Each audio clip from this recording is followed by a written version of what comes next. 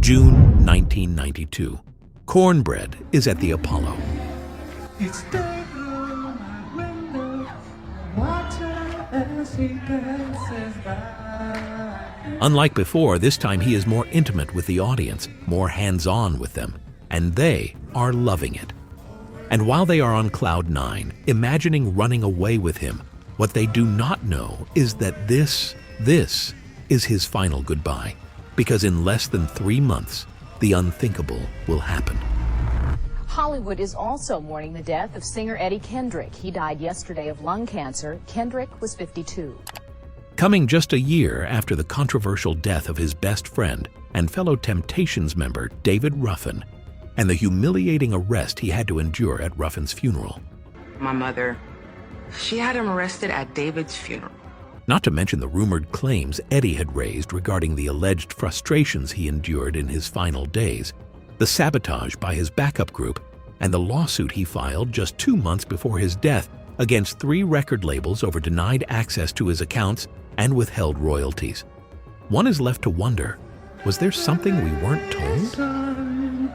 Running away with me.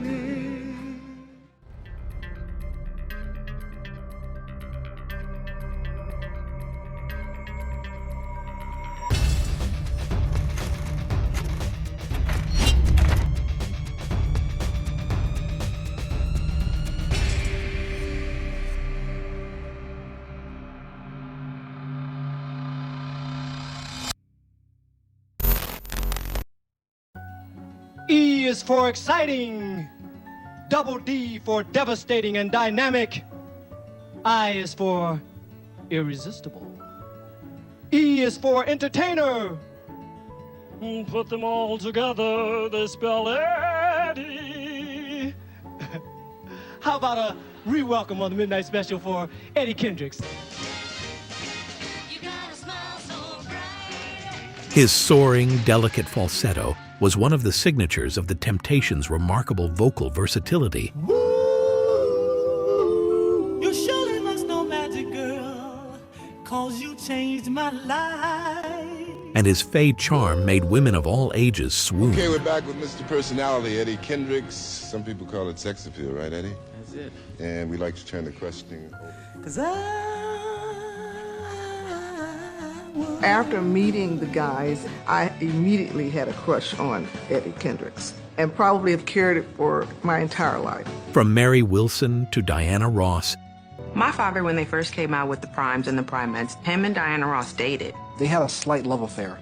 and even rapper Kendrick Lamar's mum, that boyish look had them all drooling over him. Because you said Temptations, and that's my thing from a child.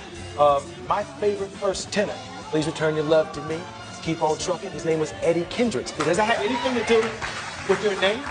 Yes, my mother named me after Eddie Kendricks. Yep, she just took the S off the joint. Yeah. With the Kendrick on there. That's cool. That's really cool.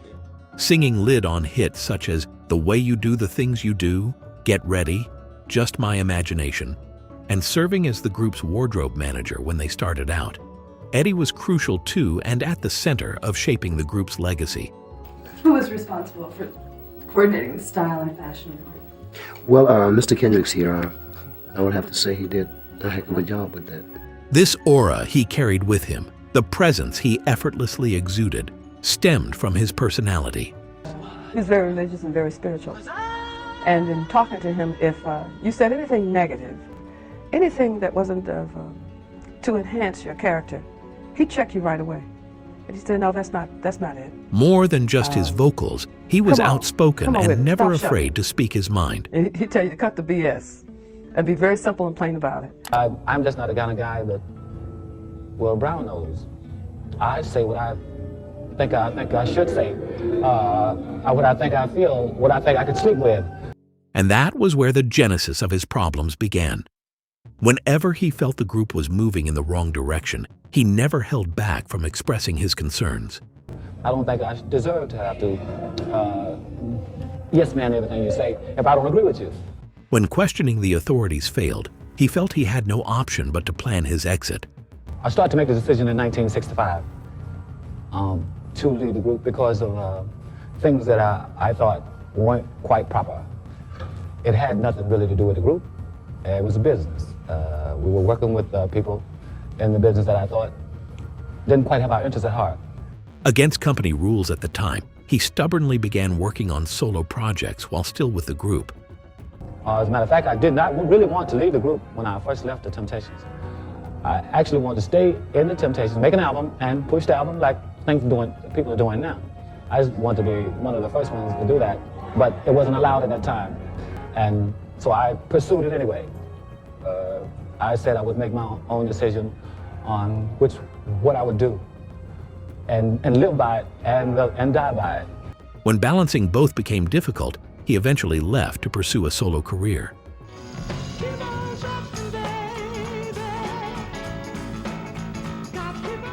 However, he never quite received the support he desired, and that was when he decided to challenge the big boss, Berry Gordy. Berry Gordy is a man I do not know. I only met him about 3 times. I really don't know anything about him. I just know he didn't particularly care for me. The two never saw eye to eye, with Eddie believing their feud stemmed from his relationship with Diana Ross, whom Gordy always considered his soulmate. My father, when they first came out with the Primes and the Primettes, him and Diana Ross dated. They had a slight love affair. I don't know if it's like a guy ego thing, but he felt like that was the reason why Berry Gordy never really gave him a fair chance. In 1978, when things reached a dead end at Motown, he decided to force his way out, despite allegedly being under contract with the label until 1982. Do you ever reconsider going back with the Temptations? You never go backwards. Rumor has it that he even had to give up his royalties just to get out of the contract. I am recording in Los Angeles. I don't record in Detroit no more.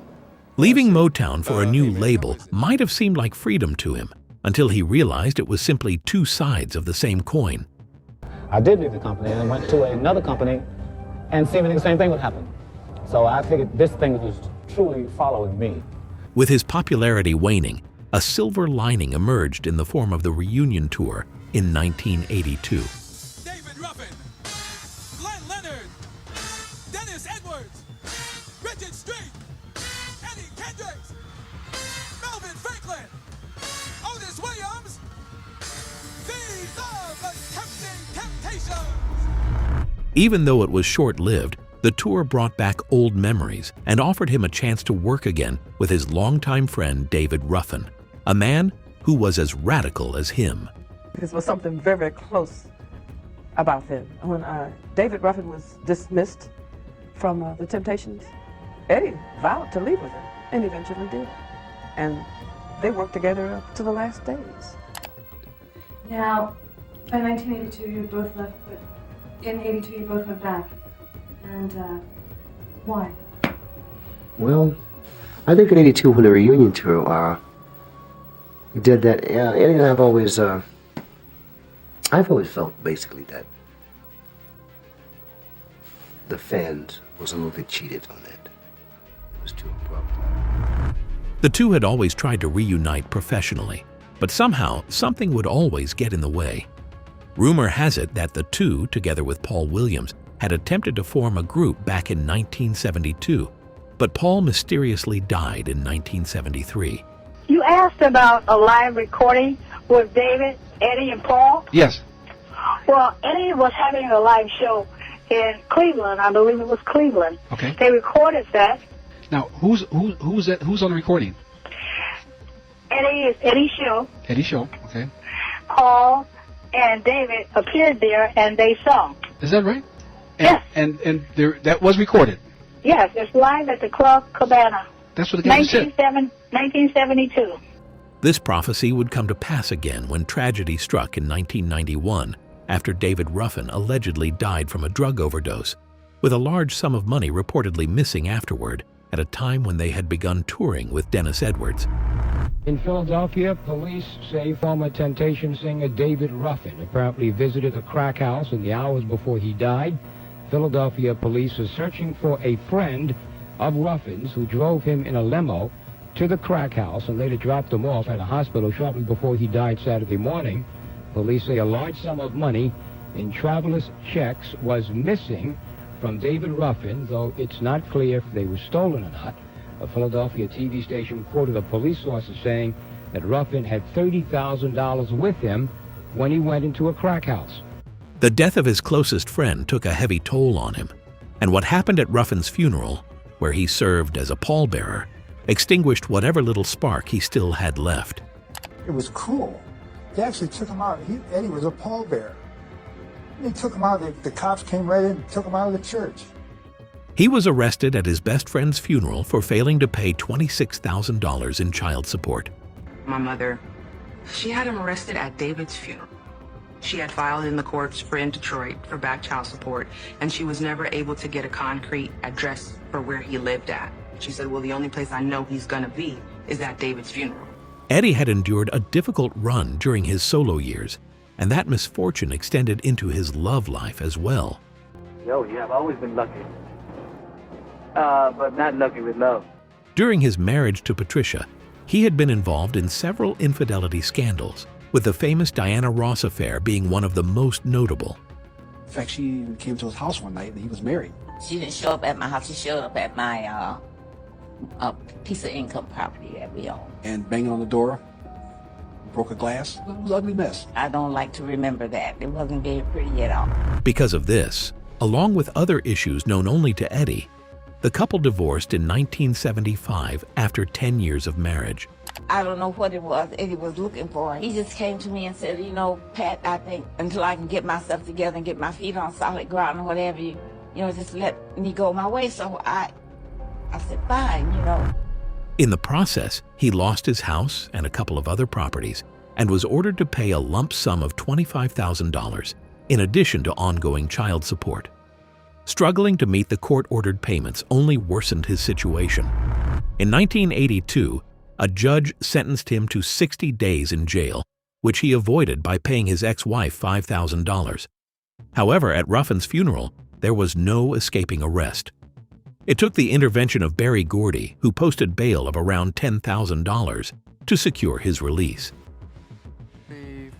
Just my imagination, so good. After Ruffin's death, Eddie's mood and mental state appeared to rapidly deteriorate, and it did not take long for his health to decline as well. Eddie took Ruffin's death very hard. That was like his blood brother. After David died, he just began to get sicker and sicker. His cigarette smoking habit had worsened over the years with every challenge he faced, gradually costing him his upper vocal range. Ultimately, the habit proved fatal in October 1991, when he was diagnosed with cancer and was forced to undergo surgery to remove one of his lungs. In October, Eddie went in the hospital and had a lung removed. From then, he grew thinner and thinner, with tabloid rumors even alleging that he was suffering from HIV. I went to have a checkup, and the doctor told me that I had carcinoma, which is lung cancer. And I was shocked at first because I had no symptoms that I knew of. By June 1992, when he appeared at the Apollo and how he struggled to hit the high notes, it became painfully clear that he was slowly fading away.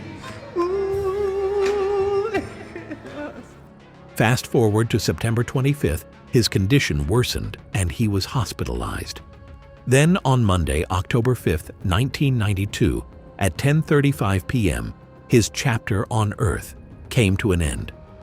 Hollywood is also mourning the death of singer Eddie Kendrick. He died yesterday of lung cancer. Kendrick was 52. He left behind 3 children, the man who gave falsetto true class. That is how we will remember him. Thank you, Eddie. Nobody gives this to you. Nobody say, okay, come on, we're going to make you a star. You have to have something. And I like to think I had something. Now, even though Eddie's not here and David's not here, one thing that we all should be happy about, their music will always last forever. We'll always have a memory of 2 of the greatest singers to ever live. You went from Alabama to Detroit all the way to the top to realize... Finally find out that you have to reach the bottom. In other words, there was no top.